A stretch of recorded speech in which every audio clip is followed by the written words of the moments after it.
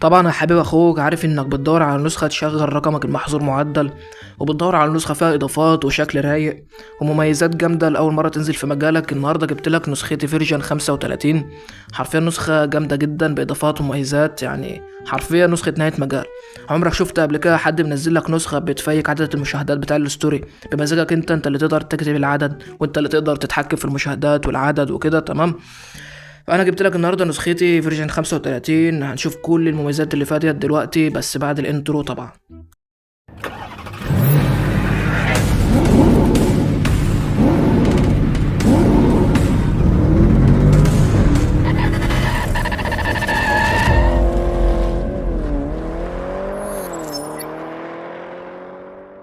ازيكم يا اخواتي، عاملين ايه؟ يا رب تكونوا بخير. طبعا النهارده جايب لك فيديو جديد ونسخه جديده، نسخه دي فيرجن 35 بالشكل الجديد زي ما انت شايف كده في الصوره المصغره، نسخه نهايه مجال.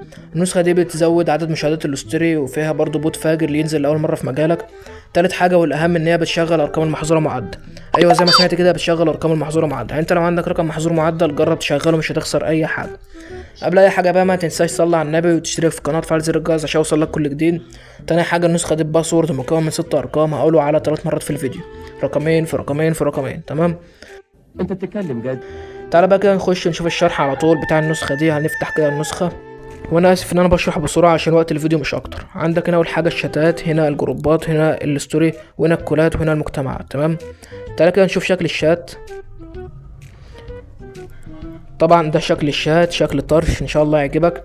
وعندك ده زرار الفيروس اللي بترمي منه فيروس على اخصامك، تمام؟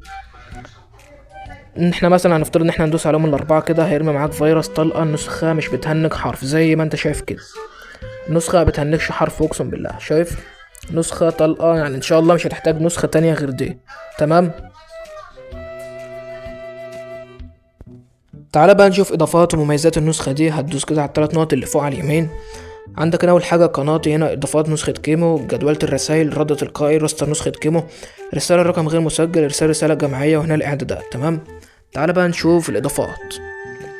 هتفتح معاك كده الاضافات. هنا اول حاجه اضافات نسخه كيمو فيرجن 35. هنا الحمايه والخصوصيه، السمات، الاعدادات العامه، الشاشه الرئيسيه، شاشه المحادثه، الاشعارات، اعدادات الوسائط، الرد التلقائي والرسائل المجدوله، النسخ الاحتياطي والاستعاده، حذف مخلفات الواتساب، الويدجت، التحديثات، تابعني واستفاد يا برو. طبعا ده لو انت دوست عليه يدخلك على القناه عندي، تمام؟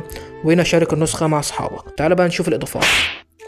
هتفتح كده، عندك هنا قسم عدم التهنيج، تفييك الريكورد، الممنوعات. هنا اضافات اخرى تعجبك، كلين كاش، والتواصل مع المطور، تمام؟ هنا طبعا كل لينكات التواصل معايا، تمام؟ تعال بقى نخش على قسم عدم التهنيج. اول حاجه هنا ما تهنجش من فيروس الصور، اخفاء الرسائل المقتبسه، اخفاء النصوص، لون اللينك ده انت لو فعلته بيخفي لون اللينك، تمام؟ ازالة الوسائط، ما تهنكش من اللوكيشن، ما تهنكش من المستندات، ازالة كراش الواجهة، ما تهنكش بنسبة 95، خلي النسخة طلقة، اصلاح واجهة النظام، اصلاح تأخر الاستلام، اصلاح تأخر الاستلام 2، ما تهنكش من اي فيروس. طبعا ده انت لو فعلتهم كلهم مش هتهنج من اي فيروس يتبعت لك، تمام؟ تاني حاجة انا تفييك الريكورد. هنا عندك كل اشكال انواع تفييك الريكورد، تمام؟ تعالى بقى نخش على الممنوعات، ومش هبدأ شرح فيها غير لما تاخد اول رقمين في الباسورد، الا وهما 20. اول رقمين في الباسورد 20، تمام؟ عندك اول حاجه بقى هنا بوت النسخه هكورة. طبعا عشان تفعله لازم تفعل الحاجه دي الاول، الاختيار ده لازم تفعله، تمام؟ نفترض مثلا احنا نفعله عشان نشوف البوت. نرجع كده نخش في اي شات، هتكتب كلمه منيو زي ما انا كاتبها كده بالظبط، تمام؟ هتلاقي البوت فتح معاك اهوت بدون اي مشاكل. طبعا الناس اللي هي بتستخدم البوتات بتاع النسخه فاهمين كل ده، تمام؟ تعال بقى نكمل في الاضافات. الممنوعات، تمام؟ عندك هنا اول حاجه ادمن فيك، فعله وارمي على اخصامك. ده لما تفعله وتبعت اي رساله لاي خصم بيرمي عليه فيروس تقيل جدا بيهنج اي نسخه، تمام؟ عكس الرسائل لحظر الارقام، توثيق رقمك لمنع الحظر، حرق النسخ بمكالمه، صف اي روم بتكه. ده لما بتفعله وتخرج من روم مثلا كل الاعضاء بيخرجوا وراك، تمام؟ اظهار تحديد الكل، اخفاء الارقام الغير محفوظه، ازاله حد الاحرف من الاسماء، اكتب اسمك براحتك. ده طبعا لما تفعله انت مثلا لما بتكتب اسمك في النسخه بيقولك انك ليك مثلا عدد معين من الحروف، صح؟ ده لما بتفعله بتكتب اسمك بقى باي عدد عادي براحتك، تمام؟ اكتب ويظهر انك بتسجل ريك، ابعت ويظهر تم توجيهها، اخفاء تم ارساله عده مرات. تعال بقى هنا على اعدادات او اضافات اخرى هتعجبك، تمام؟ اول حاجه هنا سجل ريكون تفكول، الغاء عرض الدردشه، افكتات النسخه عندك هنا كل دي افكتات، وانت فاهم طبعا الافكتات دي بتاع ايه. تمام. تفييك مشاهدات الاستيتات اللي انا بقولك عليها. تمام. خد بقى تاني رقمين في الباسورد الا وهما 18. تاني رقمين في الباسورد 18.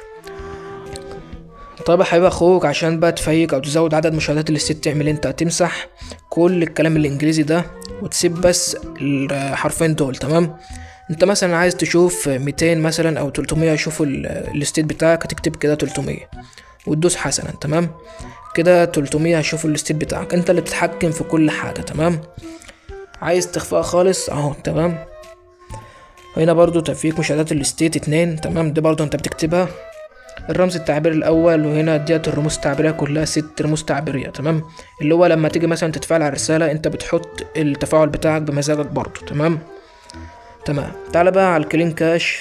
عندك هنا كلين كاش اللي هم اجهزة اندرويد الاقل من 10 واللي فوق ال11. تمام. تعال بقى هنا اخر حاجة التواصل مع المطور. هنا قناة اليوتيوب بتاعتي، قناة اليوتيوب لينك الشات، وهنا قناة التليجرام برضو. تمام. وانت طبعا فايتك كتير جدا لو انت مش في قناة التليجرام بتاعتي.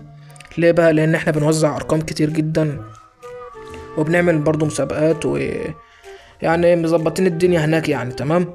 فانا عايزك لازم تكون هنا في قناة التليجرام دي، عشان طبعا هنا برضو بننزل كل حاجة بتخص النسخ او الارقام او الفينش او اي حاجة بتنزل هنا. تمام. وبنطير ارقام برضو ببلاش وكده بدون مقابل. وبس كده يا حب اخوك، هي دي يعتبر نسخة يعني وريتها لك. وهنا بقى بقيت الاضافات العادية جدا اللي هي السمات والاعدادات العامة والشاشة الرئيسية وشاشة المحادثة والكلام ده. تمام. والحماية والخصوصية والكلام ده برضو هنا عندك. تمام. طالما بقى قعدت هنا للنهاية، خد اخر رقمين من الباسورد 20. لو ما سمعتش اول 4 ارقام او رقمين مثلا ضاعوا منك كده في النص، ارجع بقى عيد الفيديو تاني من الاول. وبس كده، رب اشوف وشكوا على خير الفيديو الجاي. سلام.